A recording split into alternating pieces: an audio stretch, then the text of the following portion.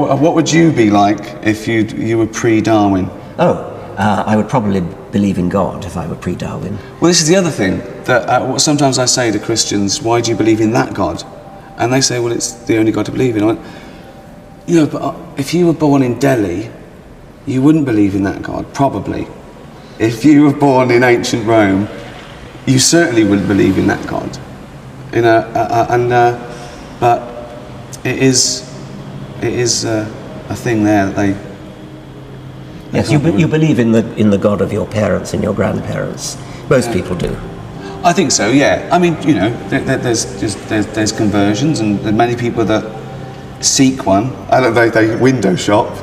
They go, "What can you do for me? What do I have to do? Forget it. What do you do? I can still smoke and drink. I'll have that one."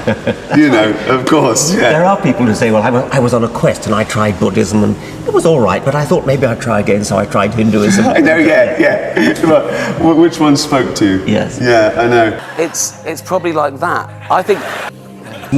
There's no God-fearing person of any religion who feels as much awe as me when I see a mountain or a tree or the stars or anything in science and nature and art. I don't buy it. I just don't buy it. The fact that this is a miraculous mistake, and you and I are privileged to be here to enjoy it, even if for a short time. That's a wonderful thought. Yeah, it's good that we were born after they discovered fossils of dinosaurs, isn't it? Good that we were born at all, but yes. Well, yeah. Of course. God doesn't give you comfort. What does? Dogs.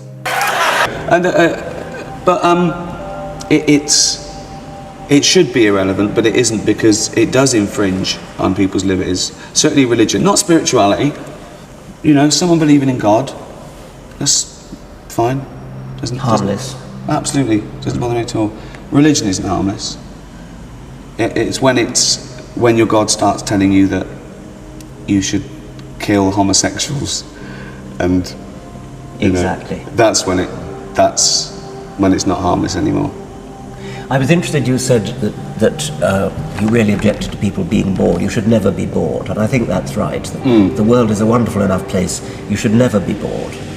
If you're bored, you're doing something wrong. Well, you're probably ignorant in some way.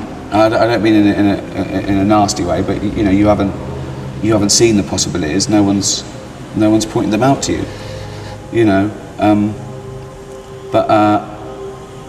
Opportunity, that's very important. The place you're born. There's some places people are born into poverty with less opportunity and less things to do and see. I mean, if you're being shot at, or your firstborn has a 1 in 4 chance of not surviving the first year, you're probably not thinking of taking up macrame. So, the privilege is luck to a certain extent.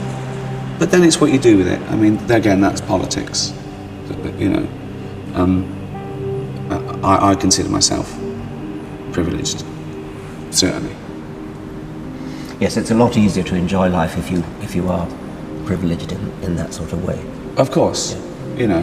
There are some people who say that to explain existence, to explain life, to explain that we are, as they would put it, rather demeaningly, a bundle of chemicals, somehow makes life not worth living.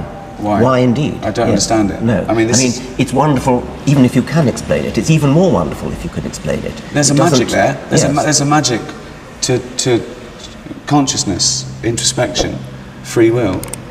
And the fact that you can say that it's done by nerve impulses speeding around the brain doesn't diminish it in any way. No, of course It's still not. wonderful. Of course not. Actually, I think it's more wonderful. I think it is, because it's amazing.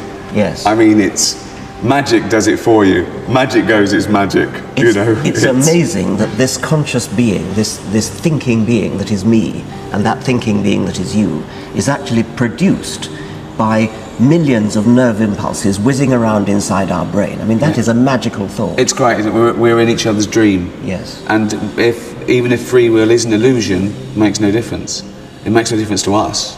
I feel as though I have free will, even if I don't. Of course, and you know, I'd say determinism is sound, but it's when they start making these leaps that then we can't be responsible for our own actions.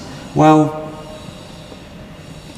you've still got to lock someone up if they're going around murdering people to protect the innocent. Yes. It wasn't me did the murder, Millard. It was my neurons. Of course, my genes. yeah, it doesn't work. Well, there's obviously a little bit of that creeping into everything, responsibility.